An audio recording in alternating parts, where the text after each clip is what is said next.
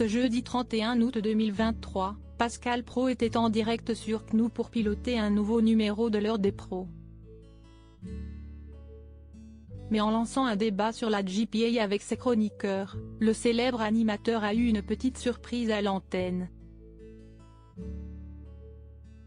Séquence qui a certainement marqué ses fidèles téléspectateurs.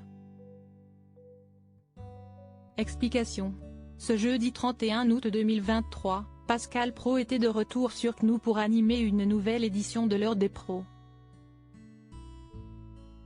L'occasion pour lui de débattre avec son équipe sur la gestion pour autrui, GPA, une pratique médicale qui permet aux personnes célibataires ou en couple d'avoir un enfant grâce à une mère porteuse.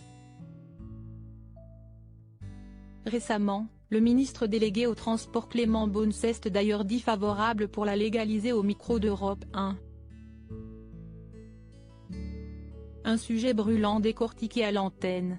Étant farouchement opposé à cette idée, Eugénie Bastier a vivement défendu ses positions. Après une courte page de publicité, Pascal Praud a repris les commandes de son émission en indiquant avoir reçu un texto de la part d'une grande figure du PAF. Son nom ? Christophe Beaugrand, figure emblématique de TF1 et LCI.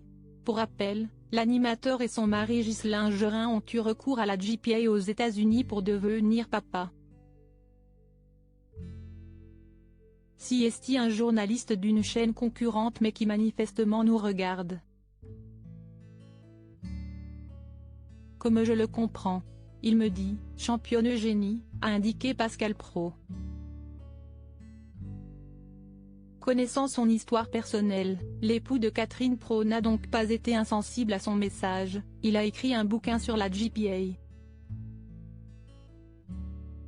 Chacun connaît l'histoire de Christophe, qui est marié avec un homme et qui a un enfant.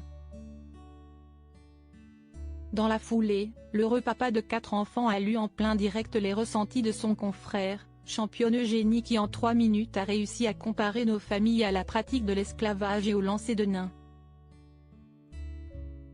Une réponse à l'argumentation d'Eugénie Bastier.